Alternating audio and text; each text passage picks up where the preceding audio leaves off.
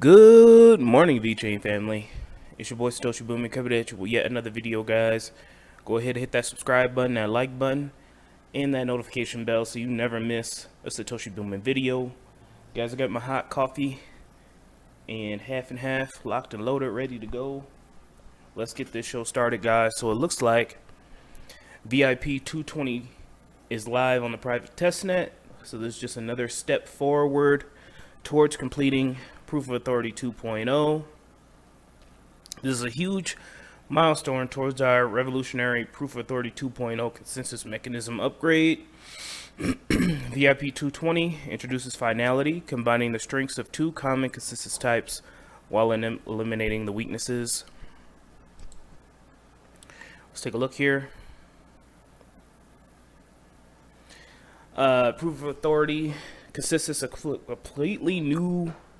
They're going in a completely new direction. So pretty much we have chosen the path of designing and implementing a finality gadget named the finality 1-bit, which allows us to run dual modes of consensus, namely the Nakamoto and the Byzantine fault tolerance consensus at the same time. The advantages of the current design are achieving block finality, maintain the usability and robustness of our system by decoupling the finality of the proof of authority process, which allows the blockchain to grow in adverse environments, introducing minimal complexity to our current proof of authority based system, minimizing the potential risks caused by unknown design deficiency and implementation bugs,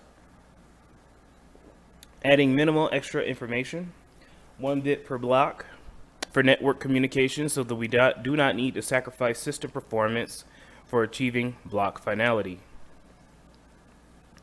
So this is actually pretty cool, guys. It goes on to talk about the new Byzantine fault tolerance and the Nakamoto consensus algorithms here. I'm going to spare you the technical details, but this is coming on the testnet soon, guys.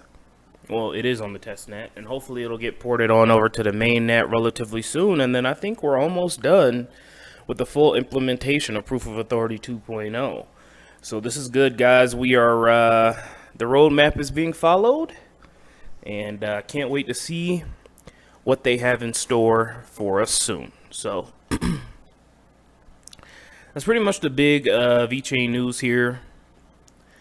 Let's go ahead and move on to some overall crypto news.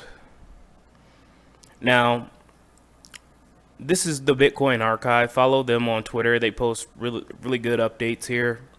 Shout out to them. And from this chart here, it seems that miners are now accumulating again.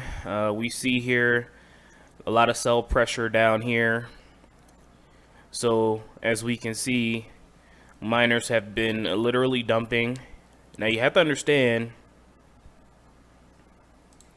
that we could go lower, okay? Miners are still in profit with Bitcoin, even up to $14,000. So we've determined that a couple years ago, and that still holds true.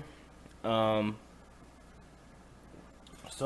if we were to have a super massive bear action, I could see Bitcoin going down to 14, maybe bouncing off 13K.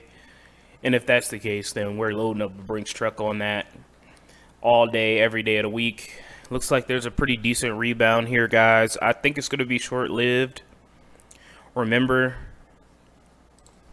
we have a couple more rate hikes to get through. I think 2 more rate hikes. I think next month the Fed is going to raise rates by 50 to 75 basis points, and again in August. So we'll see where we're at in September, but this is definitely a good sign here. The miners are accumulating. Again, of course, they're not selling. And that's going to put positive pressure. Maybe not even positive. Maybe it's just going to put, buying pressure on Bitcoin to stop the bleeding a little bit. But if we get some more bad news or we get some more fear, I expect miners to dump even more. So the good thing about miners dumping is that now you can get a RTX card for the low. They're still a little bit overpriced, but you can now get one for a reasonable price now, which is definitely a good thing. So let's go ahead and move on. All right, guys. So this is another negative crypto article, another negative crypto story that people are going to be pushing, and of course, this is another existential threat to crypto. I don't know how many damn times crypto has been considered dead or it's over for crypto. I don't know how many obituaries crypto has been written, but here's yet another one. So Solend, okay. You know what's real funny? Solana maxis, they talk the most stuff. It's really funny. Solana maxis literally talk the most mess. And you know, it is what it is, but at the end of the day, we're going to continue to work, we're going to continue to chop wood, and we're going to continue to track the downfall of Solana. So Solend, largest lending market on Solana, is about to get liquidated of 170 million Solana that will crash the network. To prevent this, the decentralized protocol is proposing to seize the user's funds via governance. Oh, Lord have mercy. I don't think this passed. I think it did. Well, first of all, I think a whale came in and voted for everyone and pushed the vote to favor yes, which is, that's not what crypto's about. But I think they voted to overturn that. So Solana could get liquidated at any moment. It needs to get down to, I think, $22 of some sort, or Solana will be liquidated, causing major price concerns. So right now Solana's not in no danger of it, but we can see that if prices go lower, if the Fed comes out and it's more hawkish, we can see Solana really go down towards that liquidation price. A large liquidation in a liquid market in an unstable network like Solana is likely to have vastly damaging consequences. Solana's already gone down and halted a half dozen times. So, man, those Solana maxis, they had a whole lot to say, especially on my Cardano videos. Oh boy, how the tide has turned. And to prevent this liquidation, they are proposing to literally steal the user's funds and execute OTC trades. So they're going to grant emergency power to Solana Labs to temporarily take over the whale's account so that the liquidation can be executed OTC to avoid pushing Solana to its limits. This would have been done via smart contract upgrade. Emergency powers will be revoked once the whale's account reaches a safe level. So that is definitely not what crypto's about, guys. Just remember, not your keys, not your coins. Always be cautious with your crypto. Simple as that. I learned the hard way via Celsius. Still haven't heard anything from them. So we'll see.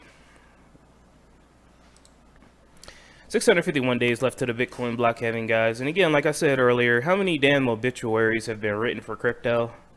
Crypto's still here, guys. We're going to still chug along.